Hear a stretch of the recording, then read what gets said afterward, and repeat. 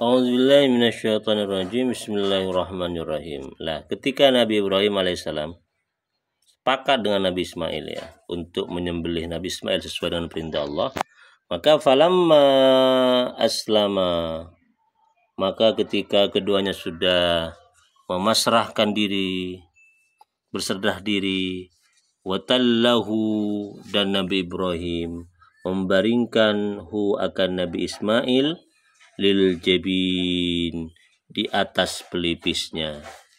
Dibaringkan kemudian Nabi Ismail seperti membaringkan binatang yang hendak disembelih ya.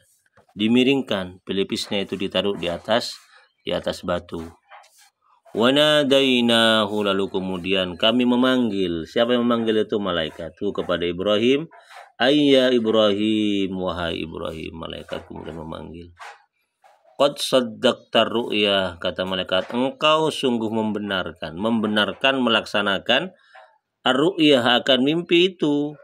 Membenarkan, melaksanakan, tidak menunda-nunda lagi itu ya. Segera melaksanakan perintah Allah Subhanahu wa taala tersebut. Tersebut dengan membenarkan, tidak hanya dari bentuk ucapan, keyakinan, tapi juga dalam bentuk praktek pelaksanaan. Dibenarkan itu. Mimpi tersebut dibenarkan.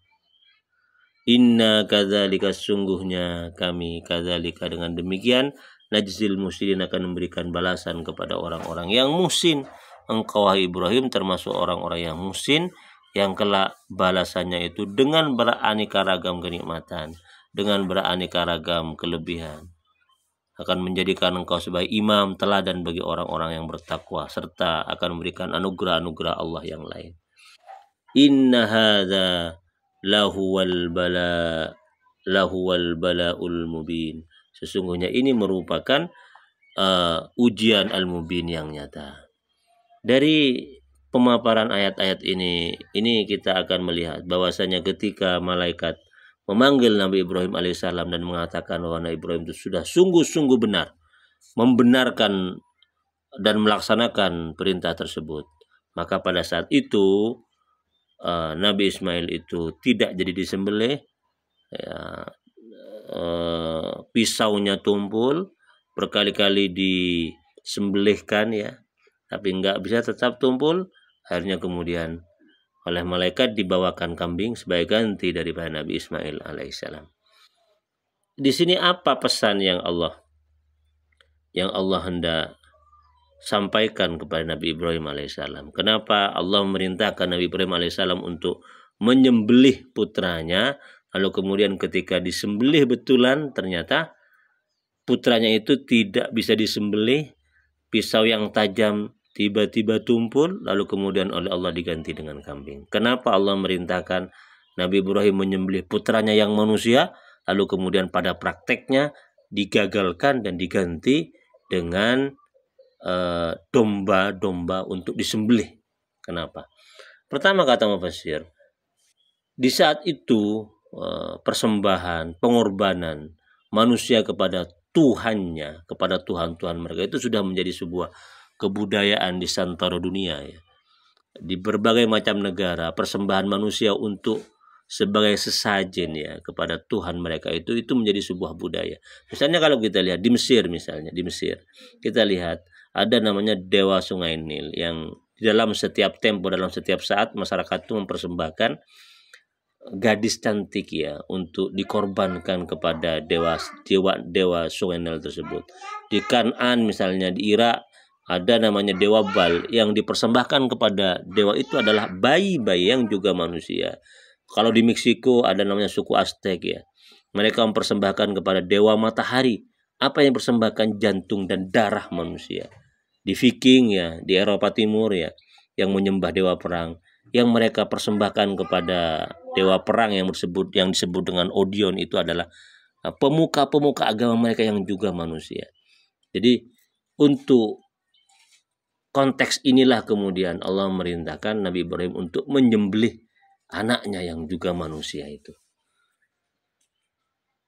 Pesan pertama apa? Jadi untuk perintah Tuhan tidak ada yang mahal, tidak ada yang harus disimpan, dipertahankan, semuanya harus dikorbankan, termasuk yang paling berharga. Siapa? Manusia. Bahkan anaknya sendiri pun itu harus dikorbankan demi panggilan dari Allah Subhanahu wa taala. Itu pesan yang pertama. Pesan yang kedua apa? Ketika Allah itu membatalkan penyembelihan tersebut dan digantikan dengan domba, Allah hendak memberikan pesan kepada Nabi Ibrahim alaihissalam dan umat manusia selanjutnya, ya, bahwasanya manusia itu terlalu dicintai oleh Allah Subhanahu wa taala untuk dikorbankan untuknya. Allah sangat mencintai manusia dan tidak boleh manusia itu dikorbankan atas alasan apapun dan dipersembahkan kepada Tuhan atau kepada Allah Subhanahu wa taala.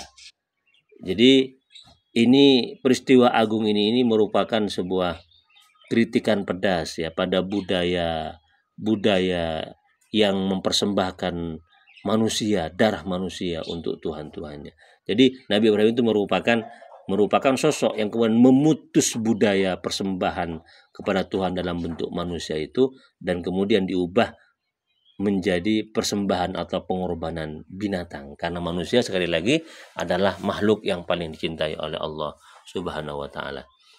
Dan di ayat terakhir itu al-bala'ul mubin, dan ini merupakan ujian besar kepada Nabi Ibrahim alaihissalam sebagai Nabi Rasul, orang yang dekat kepada Allah Subhanahu wa taala. Jadi semakin dekat orang kepada Allah Subhanahu wa taala, maka semakin berat ujian yang akan dia terima sebagai bentuk sejauh mana dia itu betul-betul cinta kepada Allah Subhanahu wa taala, dan juga sebagai motif, sebagai faktor yang akan membuat dia itu semakin kukuh cinta kepada Allah Subhanahu wa taala.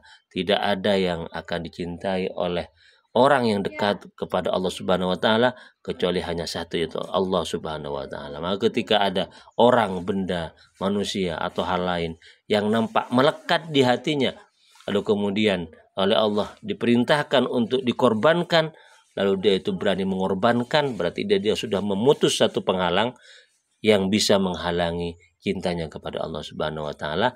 Dan itulah yang terjadi kepada Nabi Ibrahim alaihissalam yang punya anak tunggal, yaitu Nabi Ismail alaihissalam, yang sudah menanti dia akan kehadiran putranya itu selama puluhan tahun, ya. Jadi sekitar hampir 90 tahun usia Nabi Ibrahim belum punya putra. Maka kemudian dia punya putra namanya Nabi Ismail, putra yang betul-betul sangat ditunggu-tunggu dan dicintainya. Tapi ketika hatinya betul cenderung kepada anaknya pada usia